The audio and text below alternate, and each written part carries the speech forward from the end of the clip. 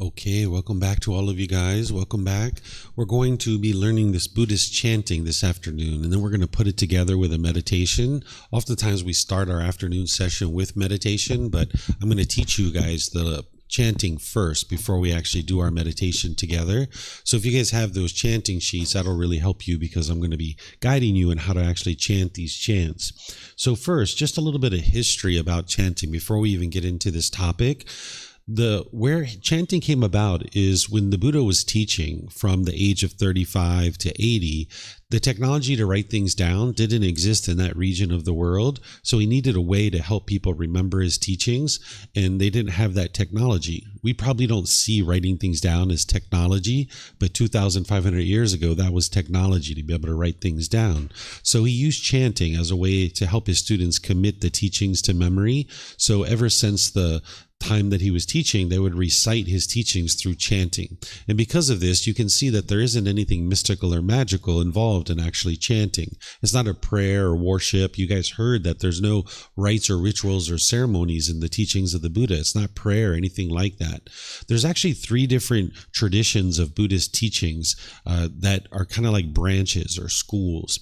In the Theravada tradition, which is what is taught here in Thailand, Cambodia, Myanmar, Laos, Sri Lanka, southern Vietnam. It's really been spread all throughout the world. They all chant in the Pali language. That's the original source teachings of the Buddha are in the Pali language. So they chant in this Pali language. These teachings of the Theravada tradition have really been spread all throughout the world.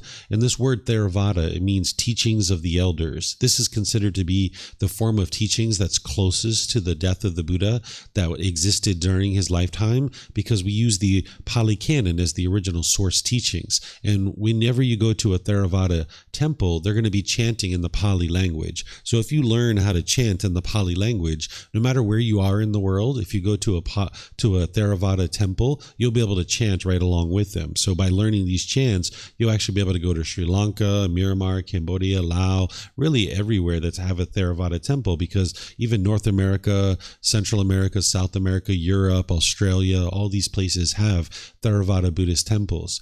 The other traditions of Buddhist teachings, they get farther and farther and farther away from the teachings of the Buddha, and the teachings were modified and changed. There's something called Mahayana Buddhism, which is kind of like in China. That's the primary place where it is, but it's really been spread all throughout the world. Then you've got Vajrayana Buddhism, which is mainly hosted in Tibet. And then there's the Russian Republic of Kalmykia that also has this particular school of Buddhist teachings. But again, that's been really spread all throughout the world. They do chanting in the Mahayana and the Tibetan tradition as well, but they typically will chant in the local language. So if you're learning the Mahayana tradition and say you're in northern Vietnam, you would need to first learn Vietnamese, and then you could chant in the Mahayana tradition using Vietnamese language. Or if you went to China, you would need to first learn Chinese, and then you could chant in the Chinese language. But this particular tradition of Theravada teachings, they've standardized on the Pali chants. So it's kind of like a unifying way of everybody chanting together, that no matter where you are in the world, you can chant along. You can walk into any temple that you've never even been to, and you'll be able to chant these same chants because we've unified on this same chanting, where we don't chant in the local language. So this chanting, it's nothing mystical or magical. It hasn't come about through suspicion or superstition or auspicious things. It's actually done in order to ease the mind in the meditation and get more benefit out of the meditation. That's the way I use it today. But during the lifetime of the Buddha, it was used in order to commit the teachings to memory. So I'm going to teach you these chants, but first I'm going to help you to understand the benefits of chanting and why I actually do the chanting. As I mentioned, it helps to bring awareness to the mind, awareness to the breath. It helps to develop concentration and focus, because you're kind of like exercising the mind. That your mind is just like a muscle that if you didn't exercise it, it wouldn't be very strong. So you need to be able to exercise your mind in order to be able to make your way to enlightenment. So you can learn the chanting, which is going to help you to build memory and focus and concentration and help ease the mind into meditation, getting more benefit out of the meditation itself. When you read the original words of the Buddha, when he talks about meditation and he's guiding his students in meditation, he always says, set up mindfulness in front of you before you start meditating. You guys are going to learn more about what mindfulness is tomorrow, but for now, you can understand it to mean awareness of mind, where you're building this awareness of the mind. Because if you just plop down into meditation and started meditating, you don't really have awareness of your thoughts and your ideas and the things that are going on in your mind. You're not going to get as much benefit out of the meditation. So if you can do something like chanting, it'll bring some awareness to the mind, some awareness to the breath. You're easing into the meditation, and you're actually going to get more benefit out of the meditation itself. So that's the reasons why I do chanting, for these reasons that actually helps you with your meditation. It helps to slow, relax, and ease the mind into meditation, getting more benefit out of the meditation. As you're practicing these teachings, some people find it challenging to be able to see progress early on in their practice. I've had some students that come in on the third day of this course, like Wednesday morning, and they've told me that they've already been able to see progress to the condition of their mind, because maybe they got an email Wednesday morning that they said normally they would have been shaken up and really upset by that email, but they saw the email and their mind wasn't upset, and they could see that the teachings had helped them even just from the first and second day. But other people, it takes more challenge and more time to be able to actually experience benefits. That's the way I was, because I didn't really know the teaching so well when I first got started. So when I started chanting and I was doing that first, it was a nice audible indication that my practice was improving. Each week, each month, as I was chanting, I could hear the chanting getting better and better and better, and I knew that I was improving my practice. So I wasn't necessarily able to see improvement to my mind early on because my mind was so heavily polluted, but I could see improvement to the chanting. So that this is one of the benefits of chanting, is to see this audible indication of the improvement to your practice. It also helps you to build respect and gratitude for the elders and for Gautama Buddha. What I mean by the elders is that since the lifetime of Gautama Buddha, for 2,500 years, these teachings have been handed down from person to person to person, and now you're receiving these teachings, and you'll never know all the names of all those people that have ever shared the teachings over the course of 2,500 years, but these chants have been handed down for all this time. And when you start learning the teachings, you start practicing the teachings, you start seeing the improvement to the condition of your mind, you'll get to the point where you have a lot of appreciation and gratitude and respect for all these people, these unnamed people that you'll never meet, including Gautama Buddha. You'll have this deep respect for him, that he shared his teachings to be able to help you today in your life. So chanting for me helped me to build this respect and gratitude for the elders and for Gautama Buddha. As I mentioned, there's nothing mystical or magical about chanting. There's no mystical or magical benefits, but you will go places where sometimes people will share that kind of stuff with you. You might go to a temple and they say, oh, chant this chant. It's only our temple that knows this. This is a secret chant. And if you chant this, you're going to get wealthy. Or if you chant this, your boyfriend or girlfriend's going to come back to you. Or if you chant this chant, you're going to get to enlightenment within 10 years or something like this. Or if you chant this chant, you're going to get an extra long life, right? Well, these kinds of things aren't actually true. You can't chant anything that's going to instantly produce wealth. It's through your decisions and making wise decisions in your day-to-day life that is going to produce any kind of benefit for you. If there was something that you could literally chant and you would be able to get wealthy, that would have spread like wildfire all throughout humanity by now, right? It's been 2,500 years. Like, you go to a good restaurant that has good food or a good dessert, how many people do you tell about that restaurant? Like, you tell people about it right away. It's like, oh, I just had this great food. You should go. It's really great, right? So if there was something that you could chant and people would get wealthy, that would have spread all throughout humanity by now. We would already know that.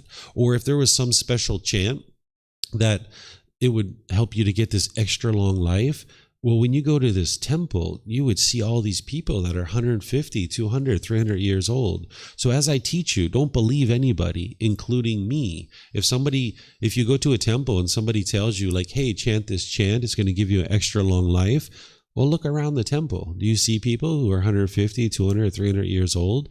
If you don't see that, then you know this isn't true. This is just a belief that people have. So don't believe me, but don't believe other people too, right? That don't believe what people are saying. You should look for the evidence to be able to see something. So if somebody tells you that there's some particular chant that's going to lead to any particular benefit in your life beyond these things, then you need to be able to investigate that. And even these, you need to investigate this and see how it's actually helping you.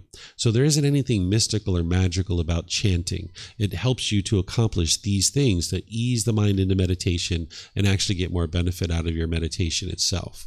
So I'm going to end up teaching you 3 individual chants in order to help you to be able to learn a bit about chanting. And you could always learn more chants if you like, but these are the 3 main chants that you're going to see in any kind of event with Theravada Buddhism. If you show up to an event, they're typically going to be chanting these 3 chants.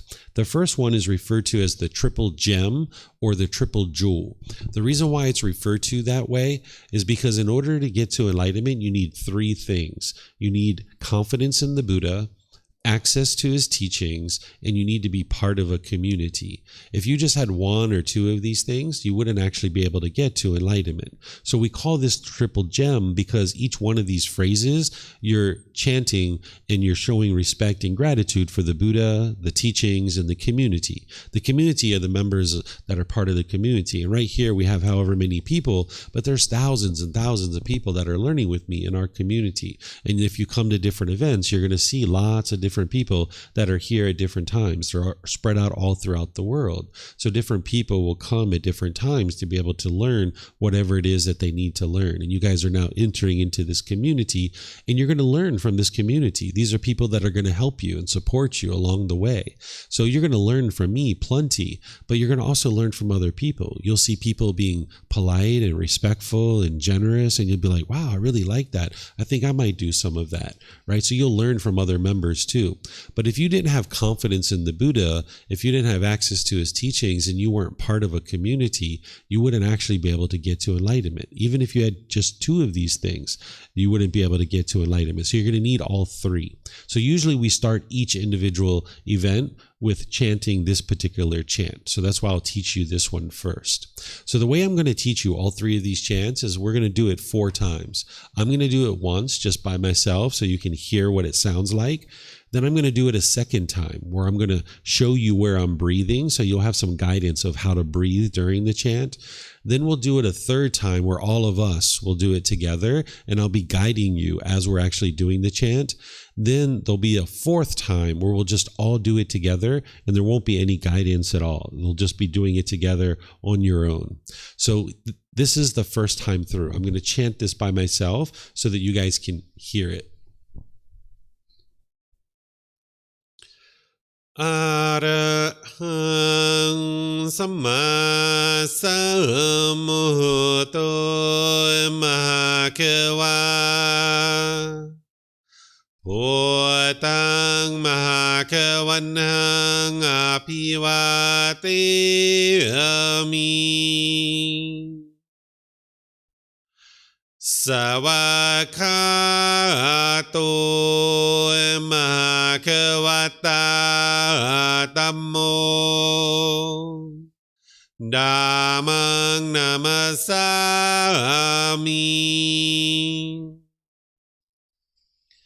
Supatipano Mahakavato Savaka Sangho Sanghang Namami.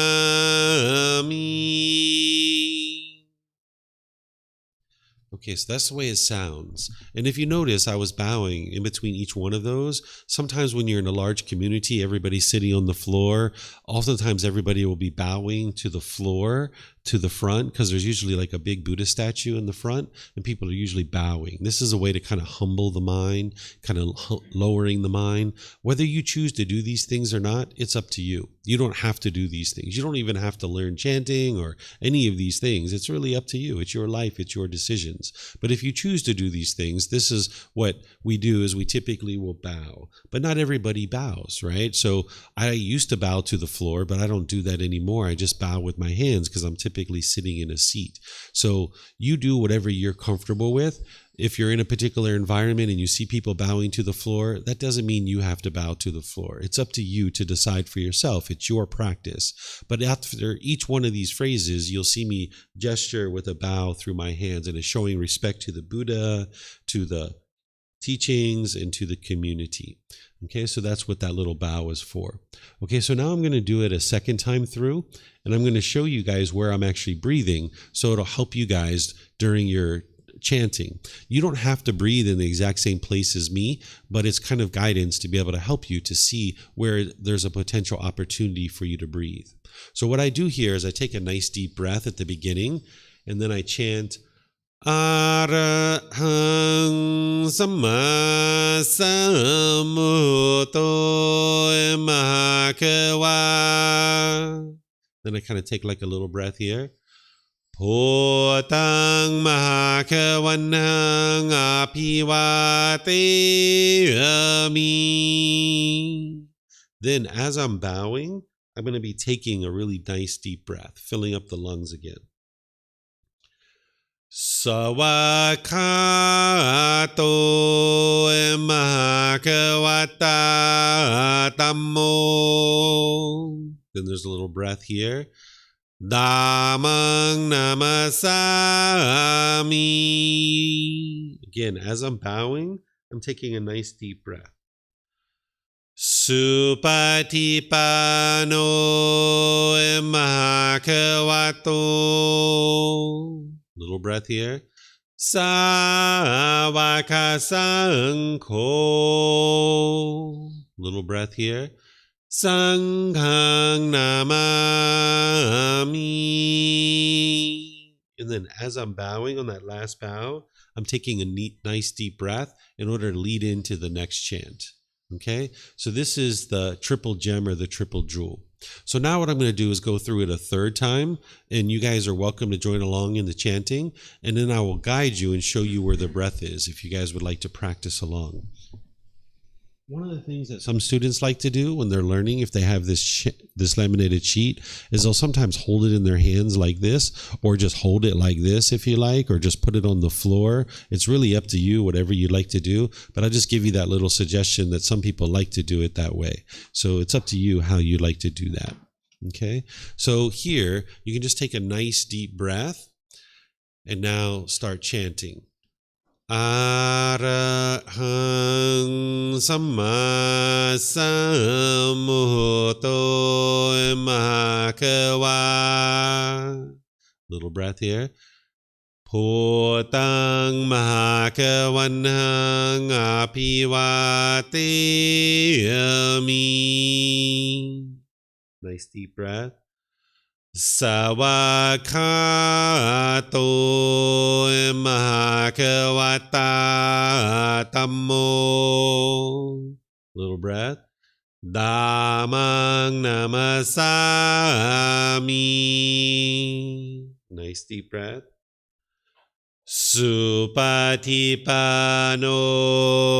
Mahakavato. Little breath. Savakasankho. Breath.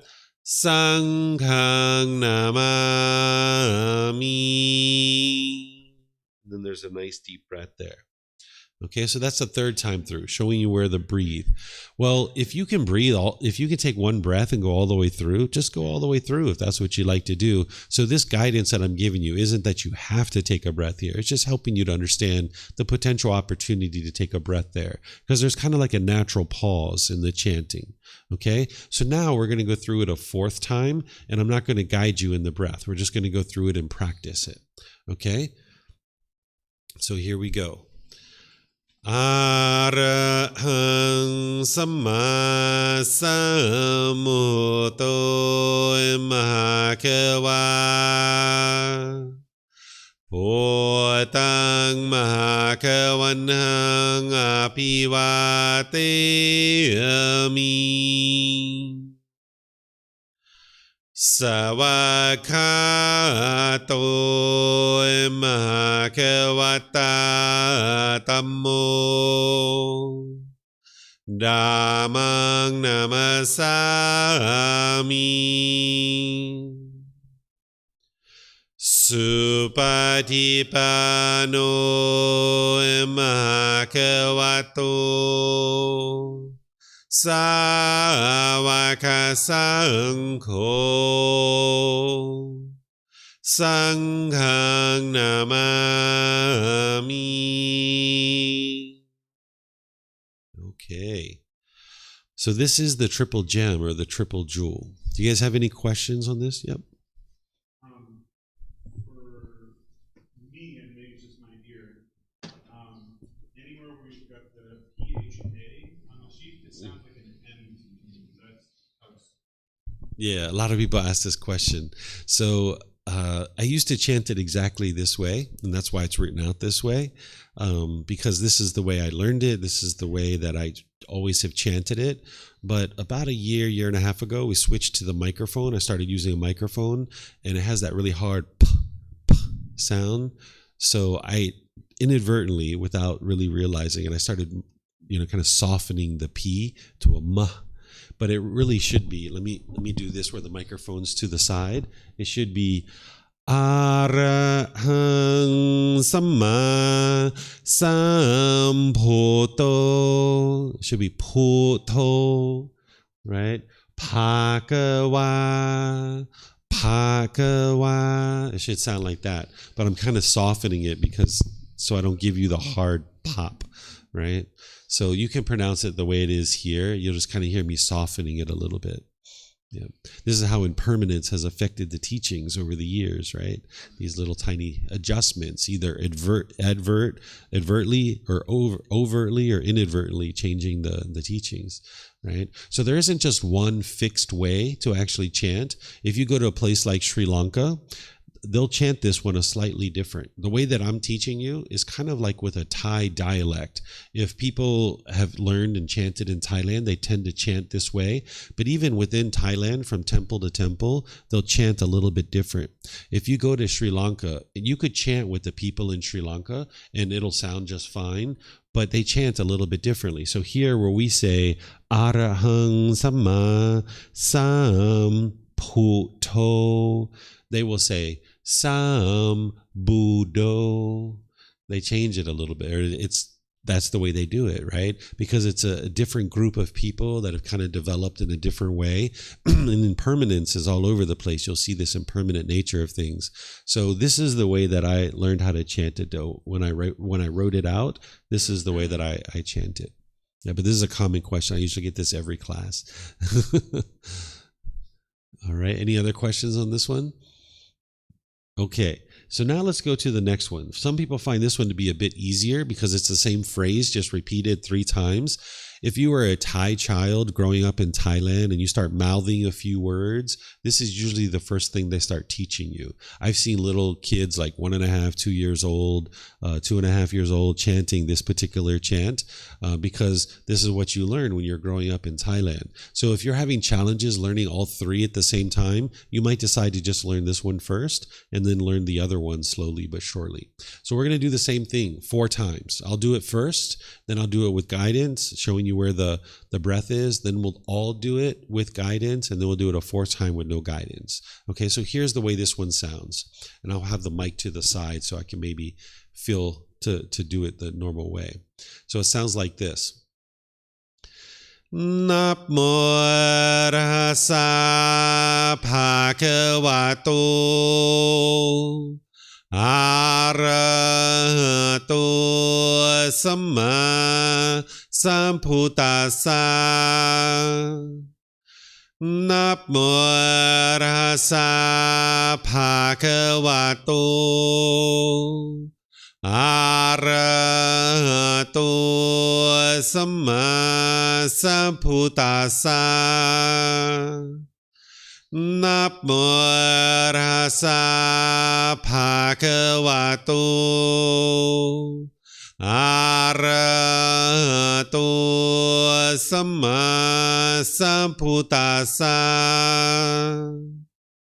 Okay, so that one doesn't have any bowing or anything like that. Okay, so now I'll do it a second time where I'll show you guys where the breath is. So I'll take a nice deep breath coming in off that last chant, and then I say, Na mô tassa bhagavato. There's a breath here. Arahato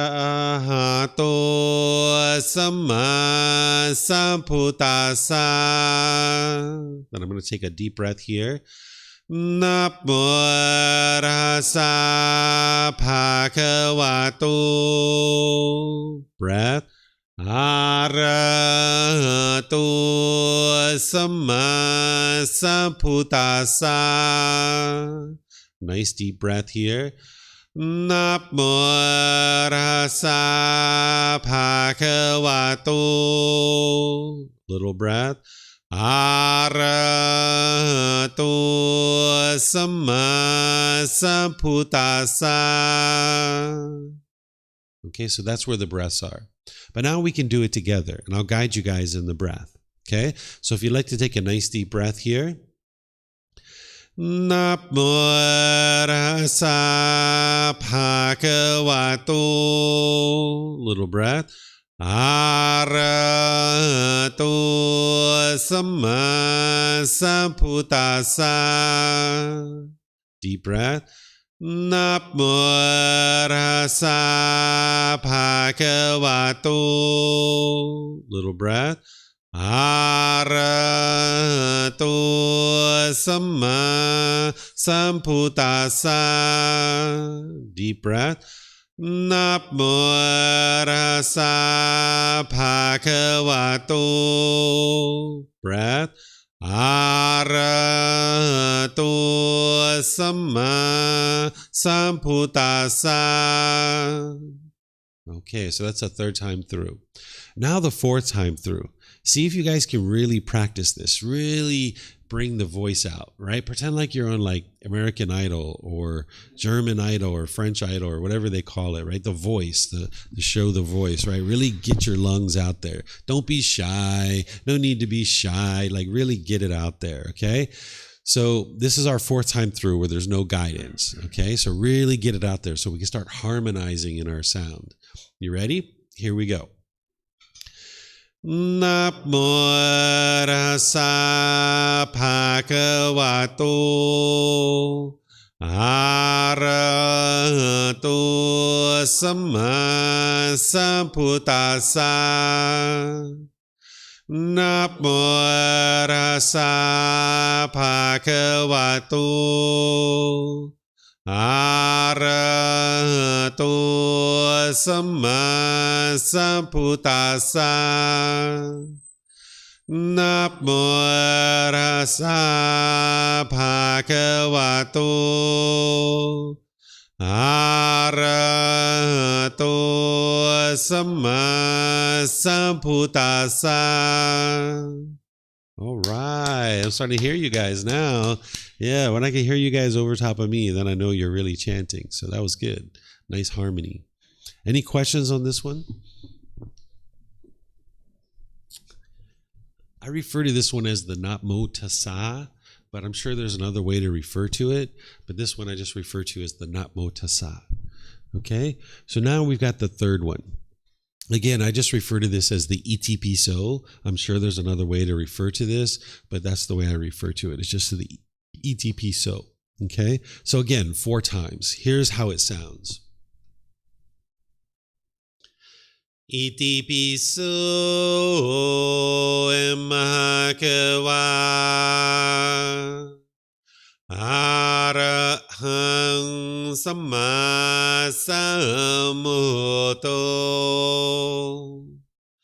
vicha charanang sammuno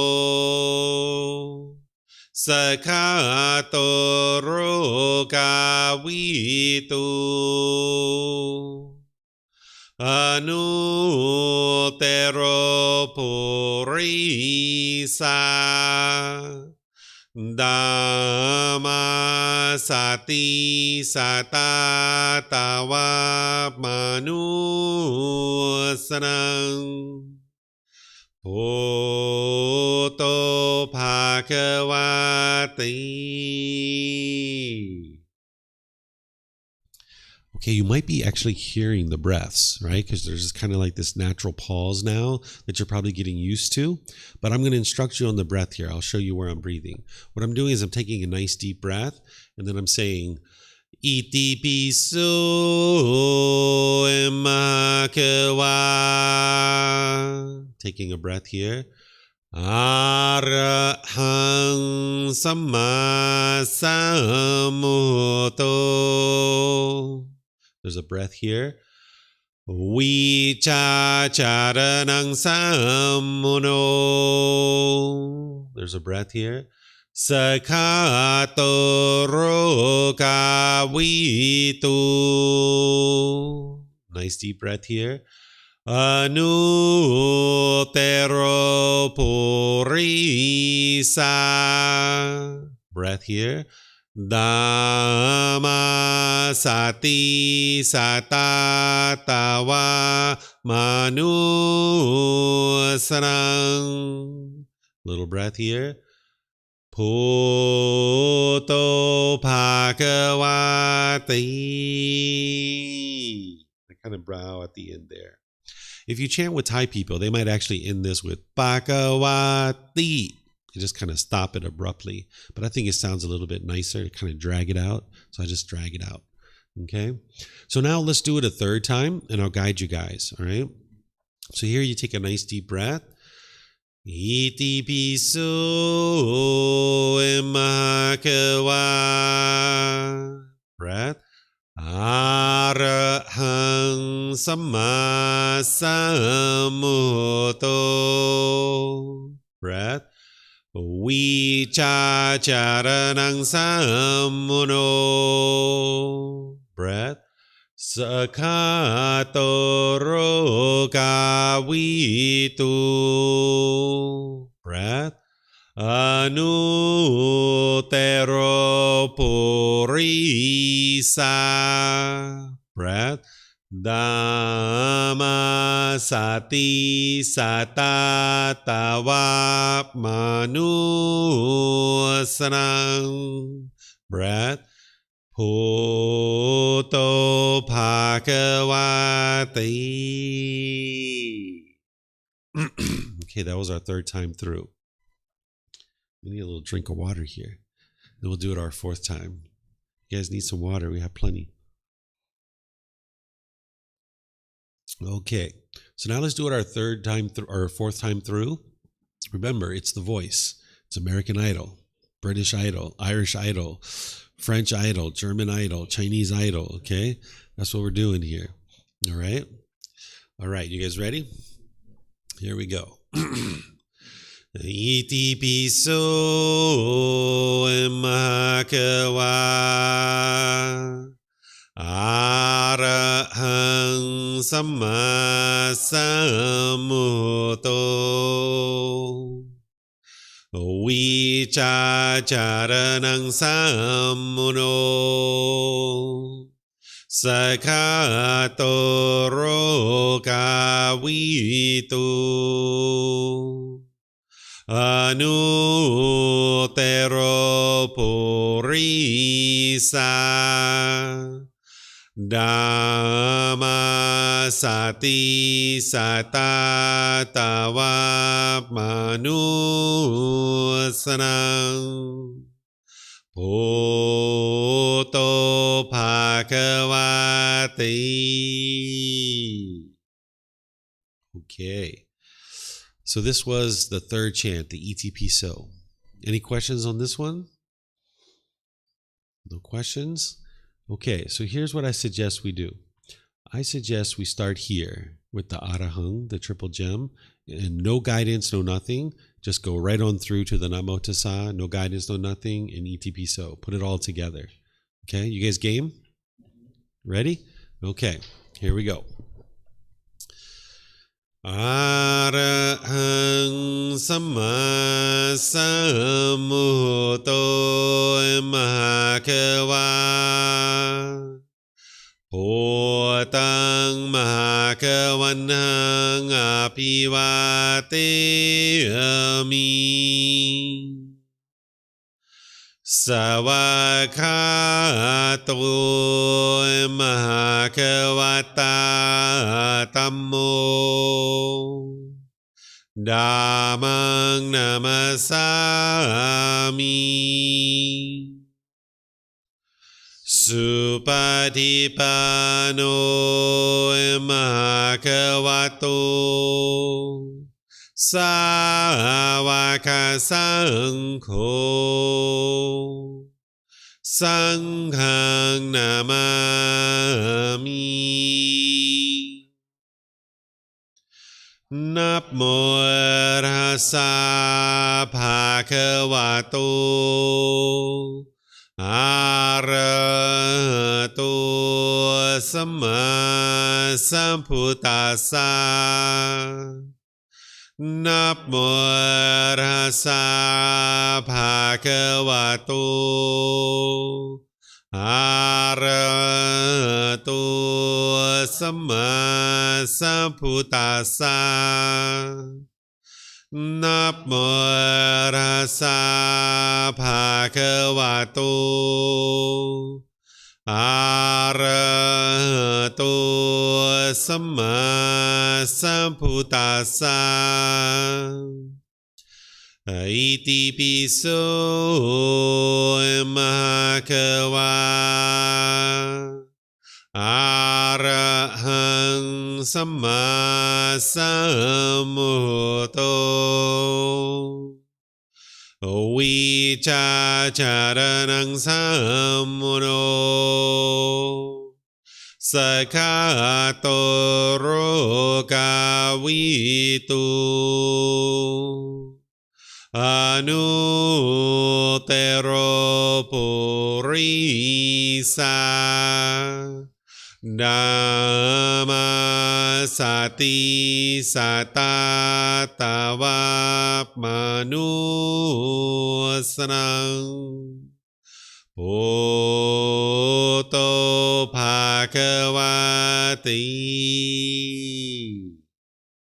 Okay, first time all the way through. Okay, all right. All right. All right, any questions on any of these? No? Yeah, Josh? I've seen on the fourth, very last line, I've seen you do a final bow. Yeah, at the very end. What's that? Just to kind of close it off. Just kind of end it. Pakawati. And then that's where I slip into the meditation. Yeah. Whenever I'm doing this, it's bowing to the Buddha, the teachings, the community, showing respect to everybody. You know, why lots of people. Anywhere yeah. Yeah, just showing respect. Yeah. Okay. So now, would you guys like to add this in with meditation? Do a meditation session together? Yeah? Okay. So it's a little bit after 2. Do you guys need like a little bathroom break or anything? A little bio break before we meditate? No? Okay. So let's do all 3 chants. Then we'll go into the meditation and I'll guide you in the meditation. Then there's going to be that period of time where it's quiet. We're just meditating together. And then we'll come out of the meditation with some more chanting. Okay? All right, here we go.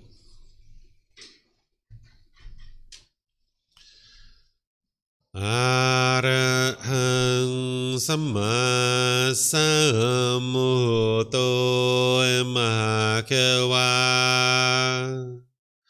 Bhutang Mahakavanang Apivateyami Savakato Mahakavata Dhammo Dhammang Namasami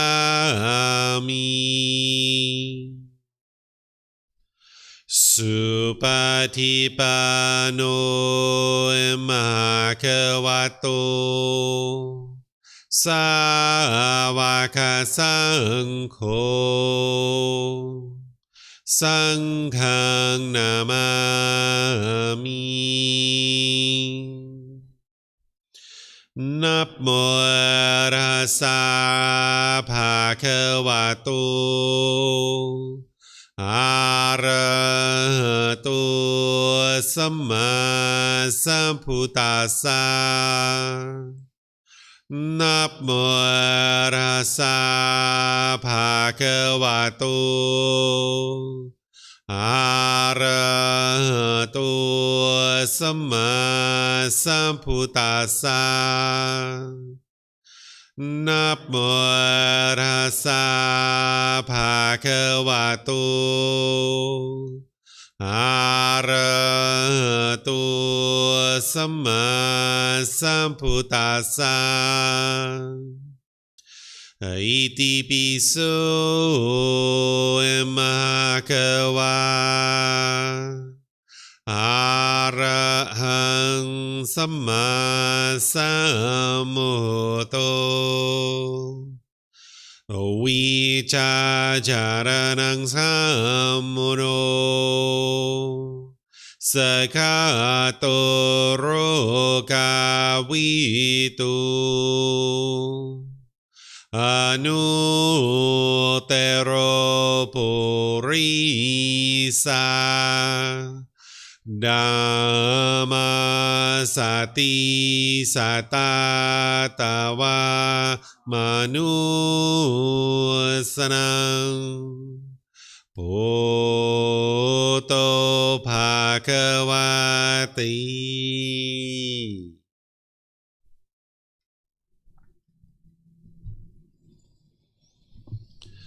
Okay, with the lower body and hands and arms comfortable, in the upper body erect, just close the eyes and start breathing in through the nose and out through the nose. Here you're just looking to establish the breath.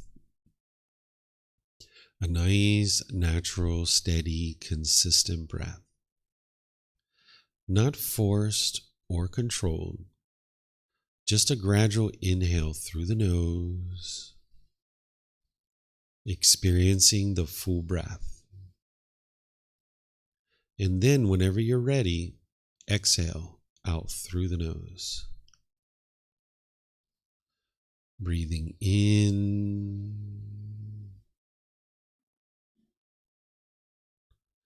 and out.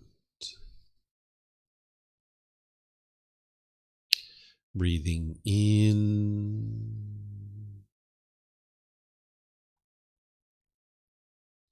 and out. Your breath may not match up with the guidance that I'm providing, and that's okay. This is your practice. I'm just here for guidance. You can use this voice as a reminder that whenever you get to the next inhale, breathe in gradually through the nose, developing a nice, natural, steady, consistent breath. And then whenever you're ready, exhale out through the nose, experiencing the full breath. Breathing in and out.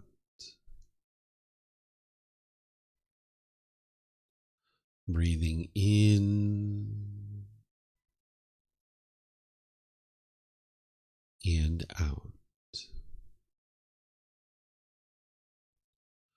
With the breath well established, start fixating the mind on the breath, either the sound of the breath coming into the nose or the sensation of air moving over the skin into the nose. The breath is the present moment. Fixate the mind on the breath, the present moment. Breathing in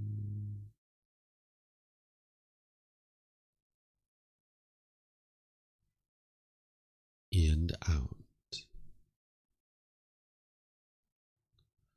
Breathing in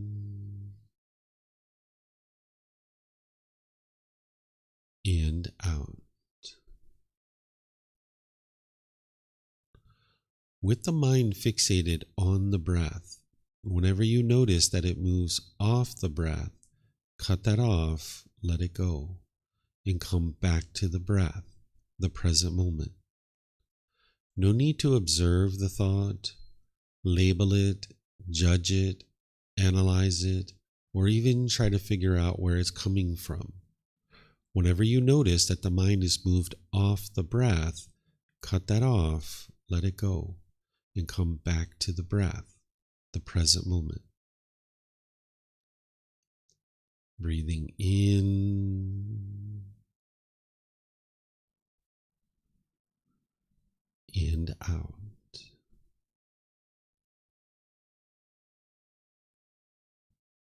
Breathing in and out. I'm going to be quiet now and let you do this work of focusing on the breath, cutting off and letting go anytime the mind moves off the breath. You have nowhere to go. There's nothing to do. No one needs you right now. This is your time to focus on the breath. Breathing in and out.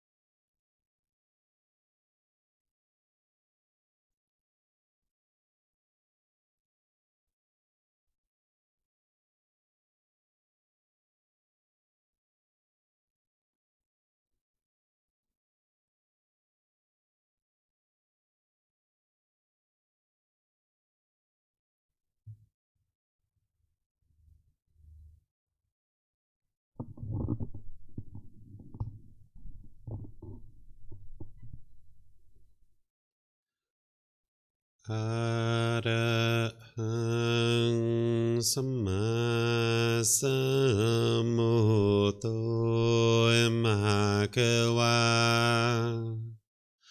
โพตังมหะคะวันนังอภิวาเทมิ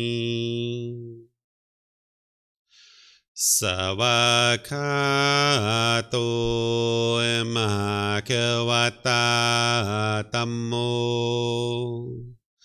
ธัมมังนามัสสามิ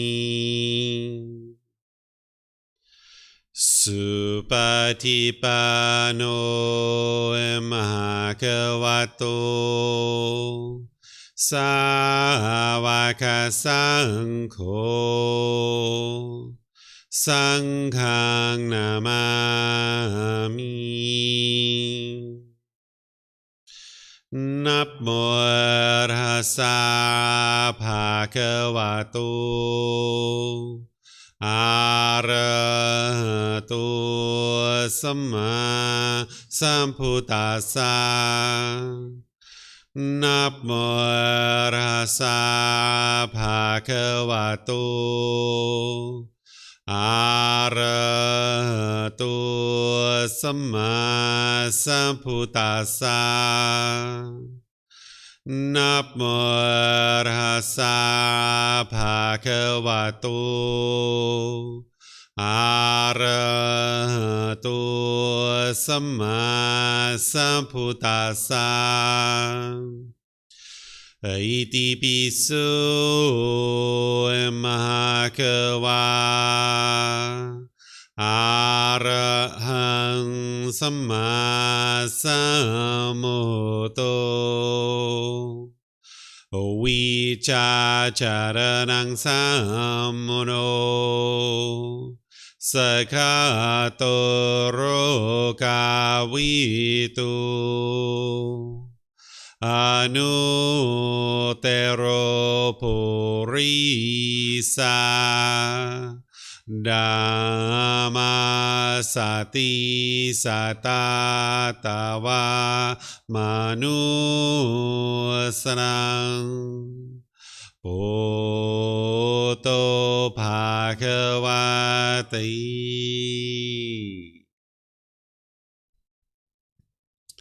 Okay, if you guys would like to slowly make your way out of meditation. So this was our first day together, just learning a little bit, just kind of getting started just a little bit. Tomorrow, you're going to learn a whole lot. Tomorrow is a big day. So be sure you have a nice dinner, a nice sleep, a nice breakfast. You're going to need all that energy for tomorrow, because that's where you're really going to start to see the teachings of the Buddha and how to be able to get to enlightenment. Today, we're just kind of touching the surface a little bit, just kind of getting our feet wet, getting you a little bit of meditation and chanting in. But tomorrow is where the real core of the course, the real heart of the course is. So today you meditated twice so far. What you're going to hear me teach you tomorrow afternoon is that it's wise to build up your practice to 2 or 3 meditations per day. You're going to hear me talk about this. So if you guys would like to start already right from the beginning, you could actually meditate tonight if you'd like. If you think about it, you'd like to get another meditation in, because you're going to build a bunch of momentum this week, because you're going to be meditating here twice a day. And if you get a third one in on your own at home at some point, you're going to really have a lot of momentum coming out of this week with your mind getting a lot of training. So that could be something that you might consider for this evening, is consider doing a meditation, whether it's 7 p.m., 8 p.m., 9 p.m., wherever it is that you would like to fit it in. If you're going to meditate before going to bed, you would like to do it when your mind's attentive and alert. So if you normally get to sleep around 10 p.m., probably around 9:15, you like to be meditating. But that doesn't mean you couldn't meditate at 7 or 8 or 9 or something like that. So feel free to put a meditation in your day today. That'll be your third meditation. You'll get a lot of momentum out of this week, coming out of this week. So tomorrow, what I'm going to do is I'm going to start off with chanting and meditation, just like we did each day. We're going to be starting with that. Then I'm going to teach you the 4 Noble Truths. This is where you can have a real breakthrough to understanding the path to enlightenment and what's causing these discontent feelings. Then I'm going to teach you the Eightfold Path, which we're going to spend our entire morning on up until lunch, where you're going to learn the ins and outs of the Eightfold Path. And using the original words of the Buddha, this is the life practice. This is the path to enlightenment. We're going to take a lunch break, and then when we come back, I'm going to teach you meditation. We're going to do meditation, but I'm going to teach it to you so that you guys can actually understand all the ins and outs of meditation. So thank you all for joining for today. Thank you for being interested to learn these teachings. If you guys would like to straighten up anything or tidy up anything on the way out the door, feel free to do that. This is like a community center. It doesn't belong to anybody. We don't have cleaners that come here and clean. It's not a business. It's just that all the members of the community help to take care of it. So if there's any time where you would like to kind of tidy up or clean up, feel free to do that. You might even see students that have been studying here before come in and do that, because we all kind of take care of the place. It doesn't belong to anybody, but yet it belongs to all of us. So feel free to tidy things up as you go throughout the week and keeping things nice and clean. If there's anything that you'd like to talk to me about, feel free to come let me know. I do need to go pick up my son, but he can kind of hang out with his friends for a little while if anybody has a little bit that they would like to talk about. But have a lovely and wonderful rest of your day, and perhaps we'll see you next time. Okay? Sawadee Kap. Sawadee Kap.